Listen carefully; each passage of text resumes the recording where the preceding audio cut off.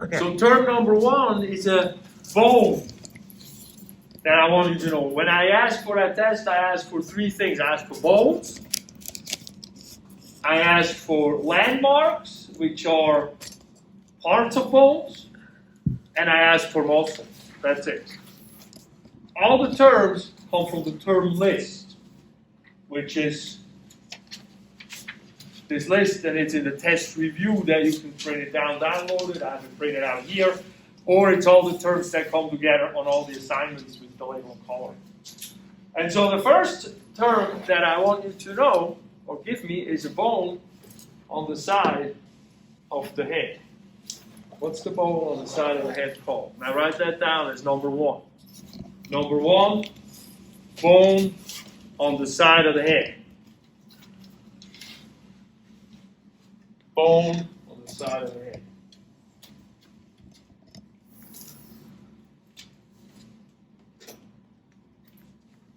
Good. Then number two, I turn the skull around to the back, and I got a bump on the back of the skull. A bump on the back of the head. A bump on the back of the head. As a landmark. What is that landmark called?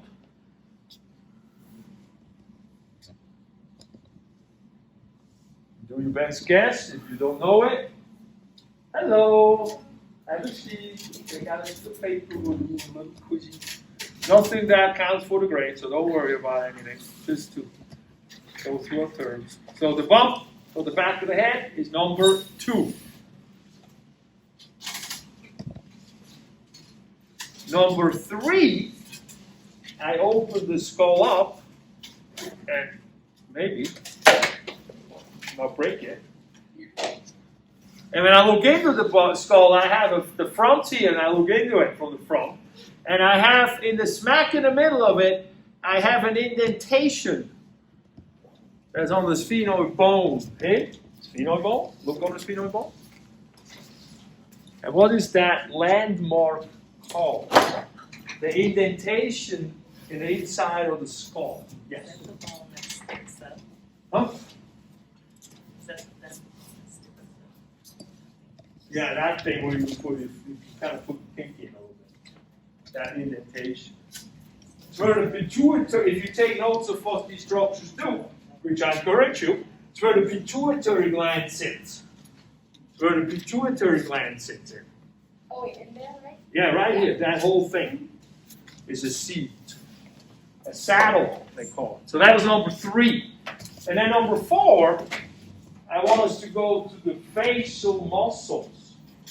Now we've got so many bones, we've got to make sure I do a little bit of all of them. When we look at the facial muscles, well, let me see where I'm at. I got a muscle that's deep on the side of the cheek, that compresses the cheek. That's its job. What is that muscle called? That's number four. Number four. The muscle deep in the cheek compresses the cheek. Especially in nursing infants, it's a very, very powerful muscle. Or in trumpet people. People play the trumpet too. Hello. So that was number four, right?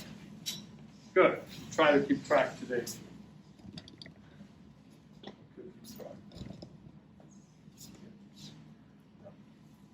Number five, I'd like you to tell me a muscle that's on the side of the mouth here, on the corner of the mouth, going downward and pulling the corner of the mouth downward.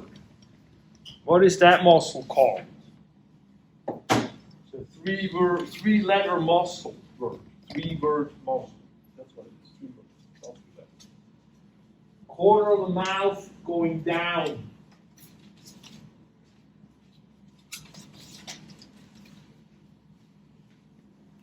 If you have trouble with that still, then bring it to the side in the time after we lecture, and we'll go through the muscles on the mouth again on your table, okay?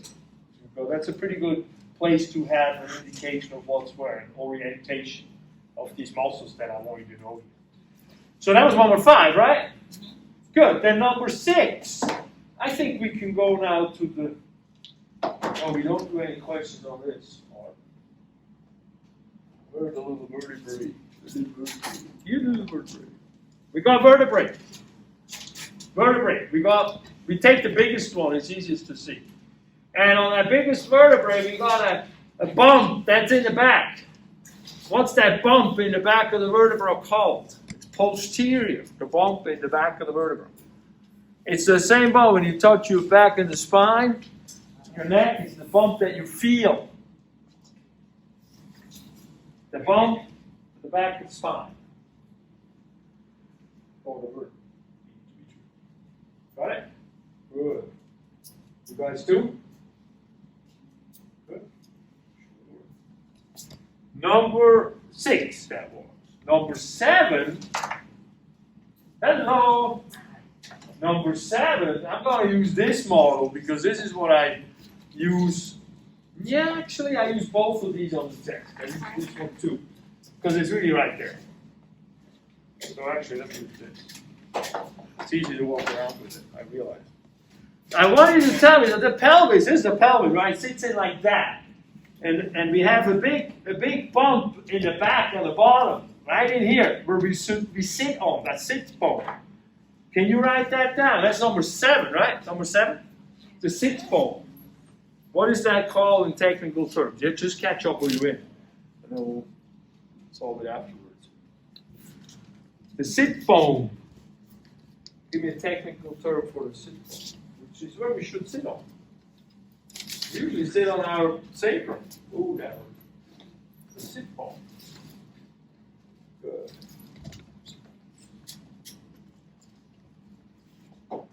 Then number 8. When I look at the arms, this bone up here is the shoulder blade. It goes like that, like this. Like this in the body.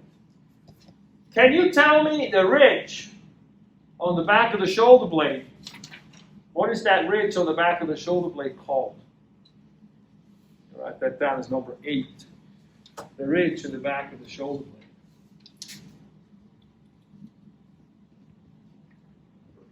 The ridge on the back of the shoulder. You can touch it if you don't have a frozen shoulder.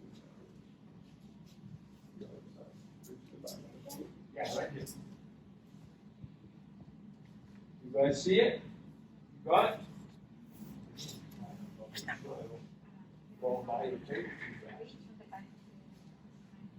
You got it? That was number 9? Yeah? No, it was number 8? I got 2 more. I got 2 more. Let's see what we're going to do. We got this big bone right here. So this is now the hip. The hip stuff. So this is again a pelvis, but just one side of the pelvis. And then the leg comes out. You can swing it. And so what I want you to tell me is the femur here. The femur is a landmark. It's a line. It goes up and down in the back of the femur. Up and down the back of the femur. What's that line called? It's a landmark. What is that landmark called? So that's number 9.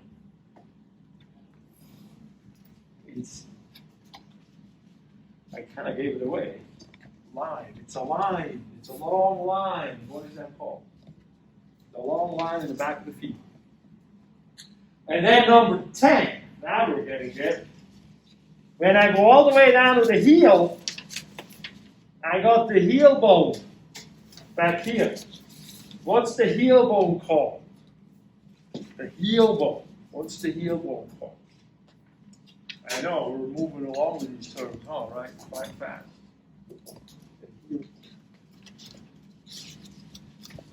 But see, I'm going to make a video just with those, and then I put it up like 10 minutes, and then you do these are important terms. The heel bone. There you go.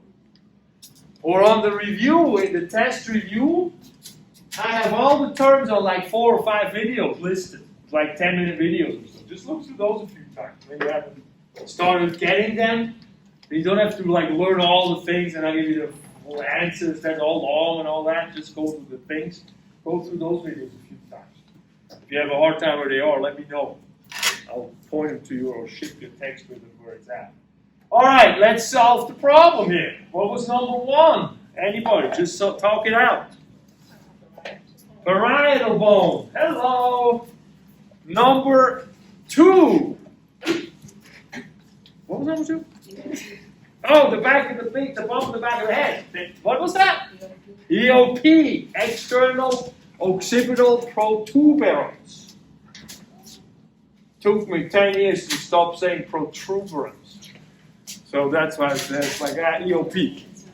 All right, that's the EOP. And then we open the skull up for number three.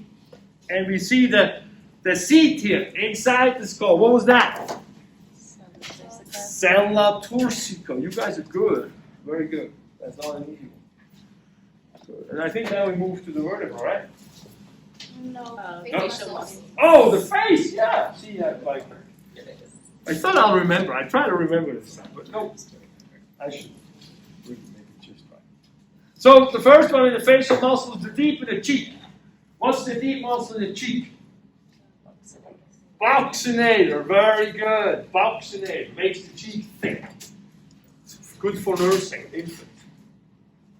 Makes the cheek the vacuum cleaner. Strongest one is an infant, right? Yeah. Mm-hmm. And probably trumpet players at the end of the day or something. Because something that really does. Maybe glass blowers? Because they train it. Yeah, But because then when they you use get it. older, then it slowly weakens though. Yeah, absolutely. But it's incredible. If you feel your cheek on the inside, and then if you're allowed to, because it's your own baby, you can reach in your baby's mouth, and you feel like, holy cow, it's really huge. It kind of first time was like, wow. And then what was the next one? They're going down, the corner of the mouth going down. Depressor anguli, oris or inferior? Depressor anguli oris. So if a muscle starts in the corner of the mouth, it's an anguli. It's an angle. The corner is an angle, like in geometry, the angle where the two sides come together. If it's a labii, it's a muscle that we're more associated with the lips. So the labii muscle here is this more forward on the forward side here. The anguli is the one that goes down, that goes right to the lip. On the upper end, it's a little more tricky because the anguli muscle, we call that the zygomaticus, because it goes to the cheekbone, which is called the zygomatic bone. And so up there it goes to, but that's an easy one to see, so that's a good one to point out, hey? Maybe? I'll try to help you. And then the labii superioris is hard, it's this one here. So don't worry, I'm not, the superioris. What is it called? Levator labii superioris. I'm not using that on the test. It's too hard to find. So don't get it. You know, if it's too hard to point, you first, like before you go to the freak out mode, you have to understand I have a lot of test anxiety, or I used to. And so I'm like trying to go like, no, if I go to the freak mode with that, maybe we don't use that term. And so if it's too hard, don't say it to every term, because if you're going to be really critical with yourself, but just don't increase the anxiety extra if you don't have to. So that was the depressor anguli. We had that, and now we're going to the vertebra. What was the back of the bump for the vertebra? The spinous process. I am right there, right? What number was that? 6. Spinous process. And then 6. And then I lost myself. What was number 7? Did we go to the sit bone yet? The sit bone, right? Yeah, the sit bone. What's the sit bone? 7. Ischial tuberosity, very good. Ischial tuberosity. So when you look at the hip, you've got a few terms under the hip. It's a little intimidating, right? So you break them apart as much as you can. And one thing you can do, if you look at the hip from the side, you've got the place where the baby sits on. That part is called the ischium. So every term there usually has, if you see the term ischium, ischial tuberosity. No, ilium, sorry. Oh my God. Ilium. If you see the term iliac crest, iliac fossa, anything with ilium, you're thinking of here somewhere. If you see the term ischium, you're thinking sit bone area. That part is called the ischium. What was the question? So it's the ischial Ischial tuberosity Yeah. So what is is the sit bone. that? That's the sit bone itself. It's a big, if you see it, the word tuberosity pretty much always means muscle attachment. Large bump for muscle attachment. A tubercle is a small bump and a tuberosity is a large bump. Okay, it goes into that part of the terminology. Tubercle. Like the greater tubercle and the lesser tubercle on the shoulder, on the humerus. Those are the small bumps, and then down here they are the big bumps. They call them trochanter. So, you know, it's a little ambiguous. It's not like a sizey thing. Sometimes you go like, why would they call that a tuberosity? But generality-wise, you know. And again, some of these terms are also moldable. They're not always, they're changeable. They change over time, a little bit sometimes. Modernization. And then what would we have? We had this one, right? Number 8. What was that called? Spinal what? Scapula. Spinal to scapula. Good. Spinal to scapula. And then we go to the lower. There's 2 more down there. I got that line in the back of the thigh. What was that? Yeah, linea aspera. That's why I said line. So a straight line in the back of the femur, linea aspera. Focus on the word line if you have a hard time using the word aspera. Well, I think it's a very pretty word. And then the last one is the what? A heel bone. What was that? Calcaneus. Very good. Okay, good. So keep those notes with you. I usually test you on terms that are the important ones. So go over those a few times at home.